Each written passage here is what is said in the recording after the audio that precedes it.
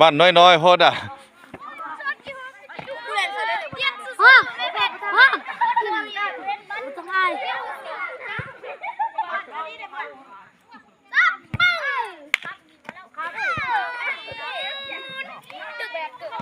บ่ต้องเอาขึ้นสูงแล้วก็ได้กะว่าข้ามนั่งนี่พอแล้วนะ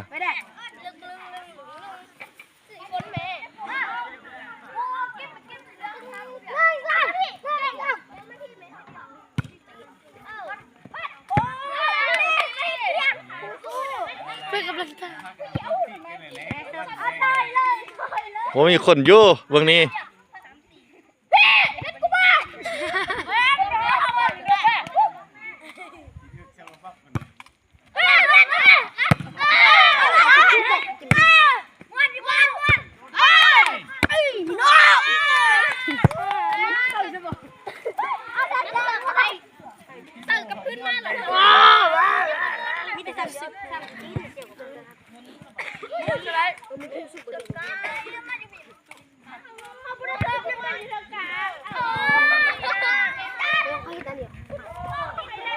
วันนี้เปลี่ยนเซิร์ฟไปเด้อเท้าบอย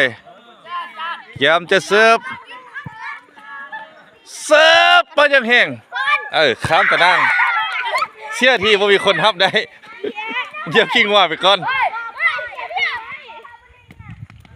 เอาเซิร์ฟตื้มลูกที่ซ่อง